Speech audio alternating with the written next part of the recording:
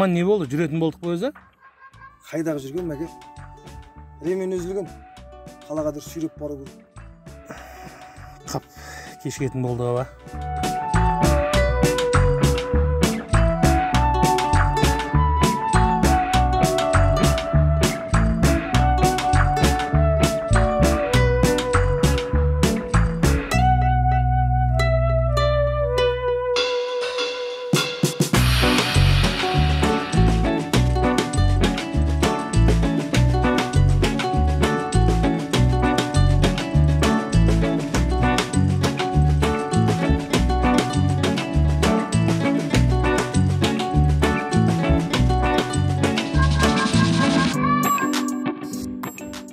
Ассалаумағалейкум бауырым. Қалайсың?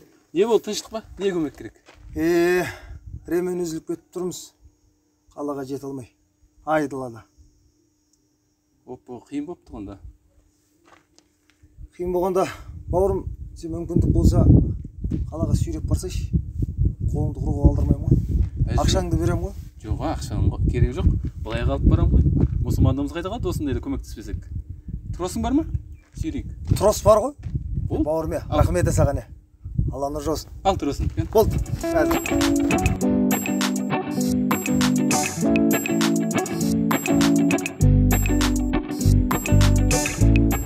Алла разы болсын. Жақсы жігіт екен, Жолда қалған жолаушыға жақсылық жасағанның сауабы үлкен ғой. Ой, мәке. Қайдағы сауап?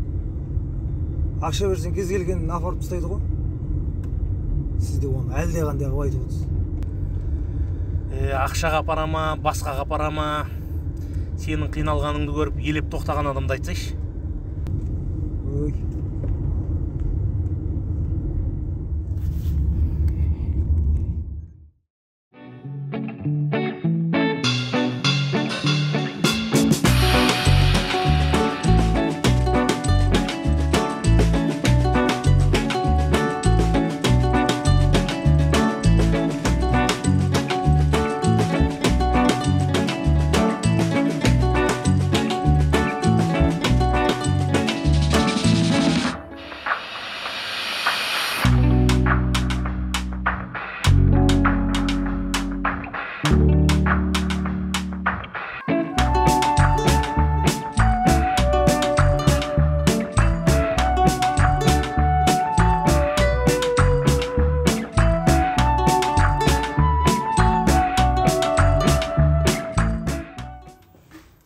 Қалайсыз қарлашқан? Рұқсат па? Мәке, келіңіз. Жағдайларыңыз жақсы ма? Жақсы, таңертеңнен бері сізді күтіп отырмыз ғой. Кешіккеніңізге қарағанда бір тығыз шаруаларыңыз шығып қалды-ау деймін. Жолда көлігіміз бұзылып, сәл кешігіп қалдық, айып етпейсіздер. Ондай болып тұрады, оқасы жоқ. Келісім шартты бастаймыз ба, Самат осында ма? Ол жаңа сізді күтіп, қазір ғана шығып кеткен еді шаруаларымен. Кеп қалар, күтеміз бе? Әрине, Самат мен үшін номер 1 архитектор ғой. Мен одан басқа ешкімге сенбеймін. Тамаша. Раушан, 2 шай әкеп берші бізге.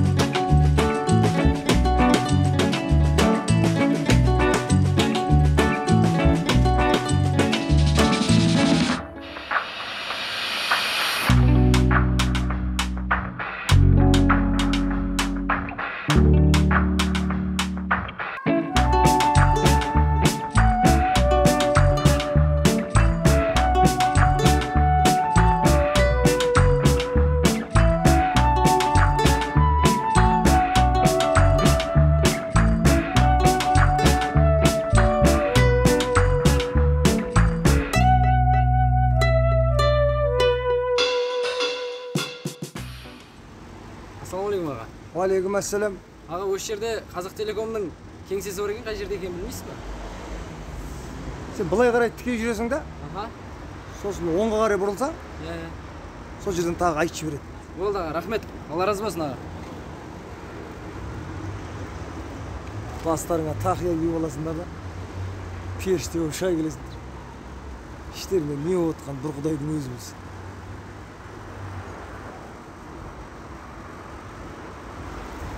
Самат!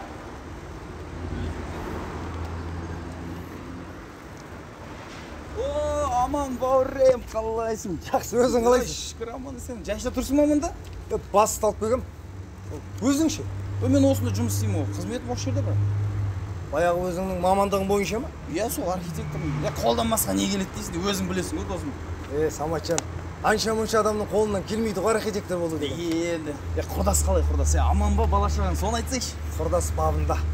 Бәрекелді, молодец. Сенің өзің арқан ғой, ол да болса. Рахмет. Қазір бір секунд. Да, Қарлығаш ханым. Иә, келдім. Қазір шығам. Бауырым айыпқа бұйырмашы. Бас хабарласып қалды. Сен өзің осында боласың ба? Бас шыққанша осында болам? Олай болса, кездеспеп телефонын хабарласам, жарай ма? Беймарал. Айыпқа бұйырмаш бауырым. Беймарал. Болды, жарайды. Сәттілік. Хабарласам.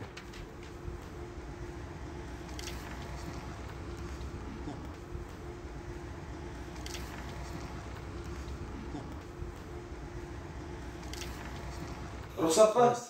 Кел, Самат кір. О, Самат, қалайсың? Ассалаумағалейкум әке. Уалейкум ассалам. Аман, сен жақсы жеттіңіздер ма? Жақсы жеттік. Ал, Мәке, бастаймыз ба олай болса?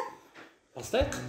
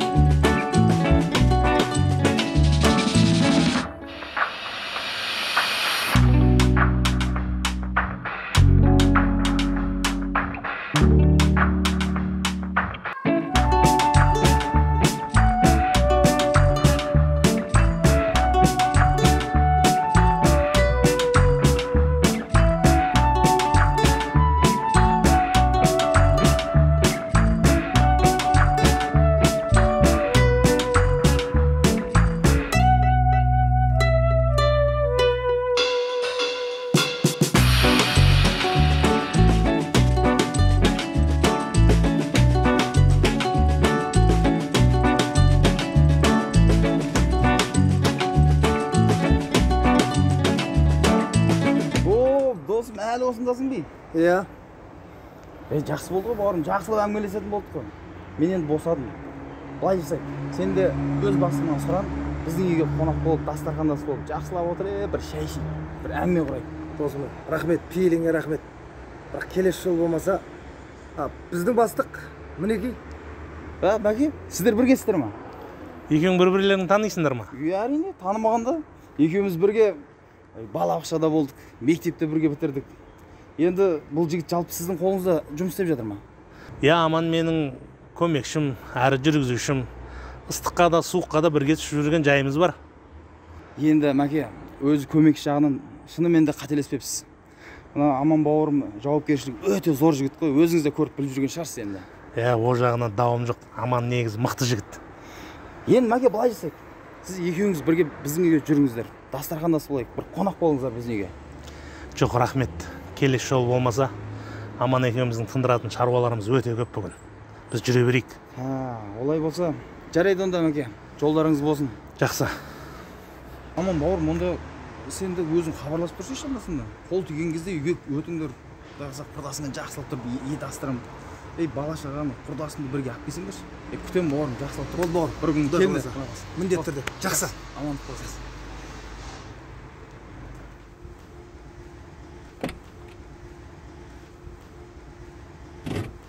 Кластасың өте жақсы жігіт. Өзісінің нағыз маманы. Ризамын. Жақсы жігітіне жақсы жігіт қой. Бірақ жақсы жігіт деп қатты сеніп қалмаңыз, Мәке. Түсінбедім. Енді адамның аласы ішінде дегендей.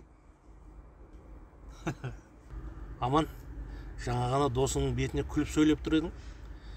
Енді сыртынан суық сөйлегенің қалай болды? Енді сізді алданып қалмасын дегенім ғой, Мәке. Неге Самат кейде өзіне көп алып қояды да, әйтпесе басқалардан асып бара жатқан шамалы ғой. Енді адамгершілігі бар болса бар шығар, бірақ оны мықты архитектор деп айта алмаймын. Сенген түйем сен болсаң, күйсеген аузын дұрайын деген, қатты сеніп қалмаңыз дегенім ғой. Аман, Біріншіден мен Саматпен бірінші рет жұмыс істесіп жатқан жоқ. Ал екіншіден сенің бұл әңгімеңді көре алмаушылық деп қабылдаймын ба? Қалай? Жоқ, көре алмай нем бар? Менің өз білімі өзіме жетеді мәке. Саматқа қарап қалған еш жерім жоқ. Керек болса, одан да асып түсем. Кім бопты ол соншалықты? Мен үшін ешкім емес ол. Амантай, соңғы кездері байқап жүрмін. Адамның сыртынан сөйлейтін әдетің бар екен. Білесің ба, сен сияқтыларды кім дейтін?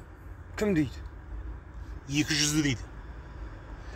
Адамның бетіне күле сөйлеп сырт айлана састатын санасыздарды солай айтады.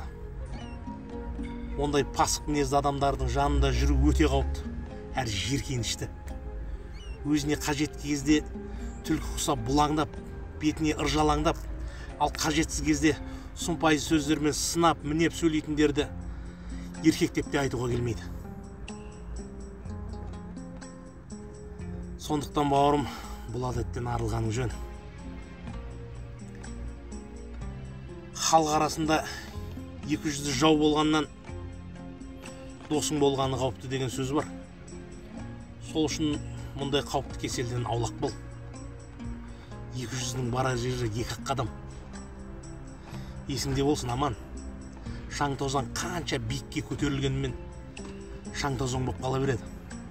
Ал асыл тас қанша лайға батпаққа түскенімен асыл тас болып қалады. Осыны есіңнен шығарма.